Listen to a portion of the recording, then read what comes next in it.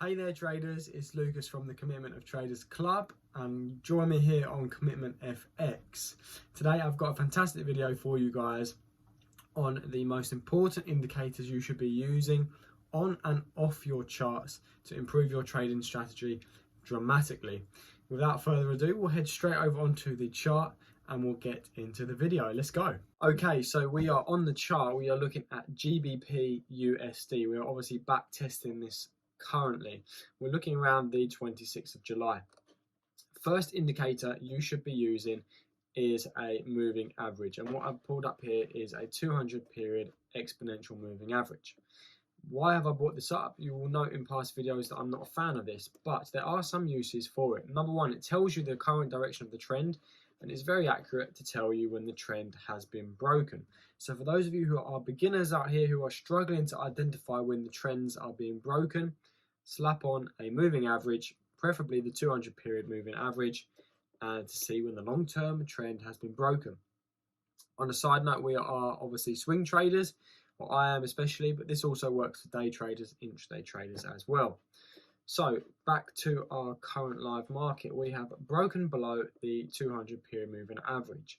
What I'm therefore expecting is a potential melt to the downside based on what we can also see is we've broken recent structure here, which held a few times. We've closed below and we're now potentially in the pullback. What I like to do as a swing trader is zoom out on the weekly and see what is going on here. Now, if you look at it on the weekly, we are overall in a downtrend. We've had this recent push to the high, which has formed a high at the previous double top high back in 2018 with a huge wick rejection from this area. So I'm already thinking that perhaps we can be looking for a push to the downside at some point. We are above the 200 moving average on the weekly, but again, these are very long-term trends. So I'm going to push back onto my daily and tell you about the second indicator which everyone out there should be using, and that is the Commitment of Traders reports. If you're not sure what the Commitment of Traders reports are, we go over onto the Commitment of Traders Club where the reports are published weekly. We are trading on the 26th of July. So we go down 20th of July, 27th of July wasn't yet posted, so 20th of July. What can we see? We can see that from the 8th of June, we were up 27, even 32,000 net positions to the long side. Since then, from the next 4 or 5 weeks, we've had a continuing opening of short positions on an institutional basis. Furthermore, they've also closed lots of long orders with the exception of 1 or 2 weeks. But overall, the net positions have gone from being plus 32k to now minus 3.5k to the downside, with the recent week 11k shorts being added and long positions again being closed. Now, what does that tell us? That tells us that from an institutional perspective, so the big speculators in the market, the big banks, they have gone from having a huge amount of long positions to over several weeks reducing their position sizes to now put all the money into the short options. So this tells us, indicator number 2, that the right side of the market to be on is the short side. The only problem with this is we don't know exactly when that's happening. So that's when our competent trader situation needs to come in. So to recap, indicator number 1, we've got a fantastic 200 period moving average. We can see that we have dipped below, broken the recent lows as well, so we're looking for sell opportunities.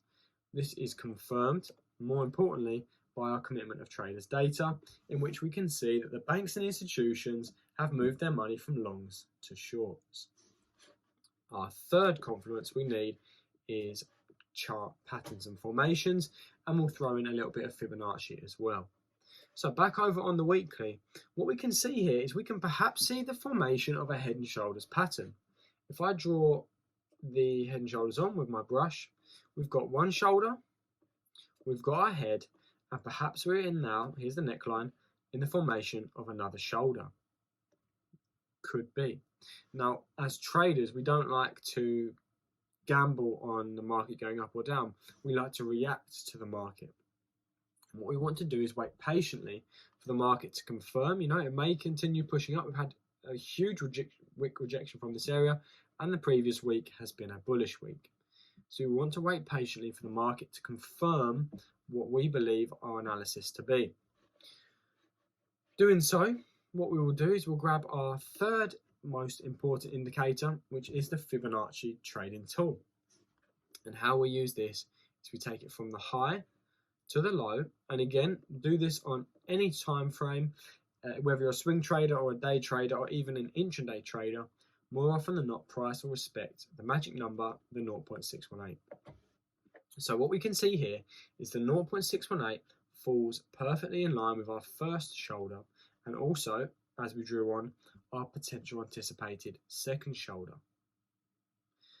What that tells us then, to recap, number one, our 200 period moving average has been broken. We are anticipating perhaps price to fall in line to melt to the downside. Our second indicator tells us that the market is going to shift from this bullish momentum to the bearish momentum from an institutional basis. That is our most valuable point to take away.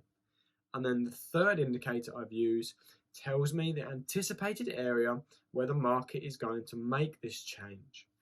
Some retail traders, if they were looking at the COT data, and on that note, traders, if you are looking to join the Commitment of Traders Club, head over to commitmentoftradersclub.com, become a member, and get access to some fantastic trading educational tools, weekly COT data, and also our signals. So now our point of interest we've identified, we've got our three confidences, so now the best thing to do is just be patient.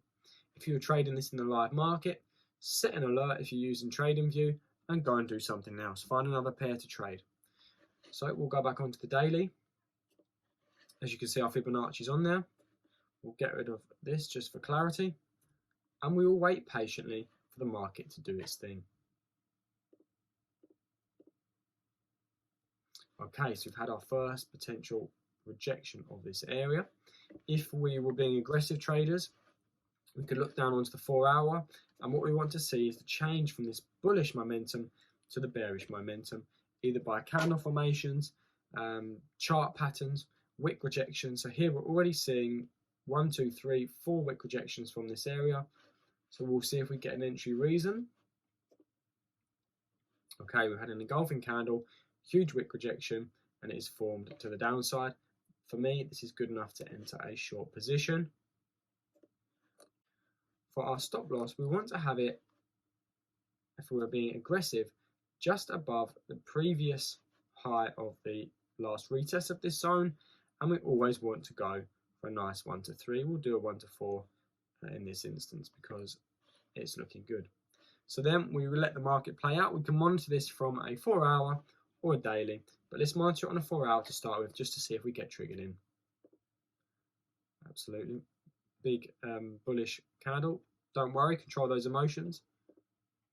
And there we go, there's our confirmation. Now we can monitor this on the daily.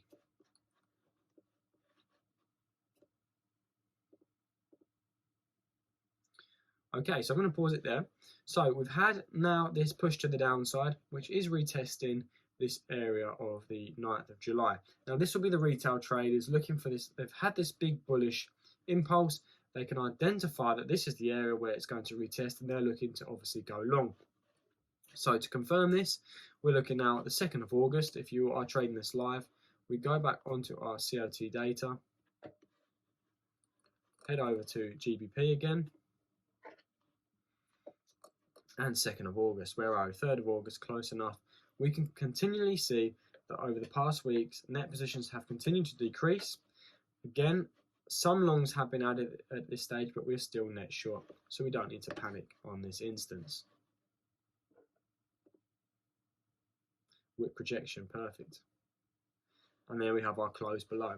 Now, part of my trading strategy is control those emotions, and if you're a beginner, a fantastic way to grow your account, rather than now going, oh, this is going to be take profit 1, take profit 2, what I suggest you do, if you're comfortable with it, is add another short position on the break below with our stop loss. Again, relatively tight. We don't need to go for a 1 to 3 because we're already inside. And let's see how it happens.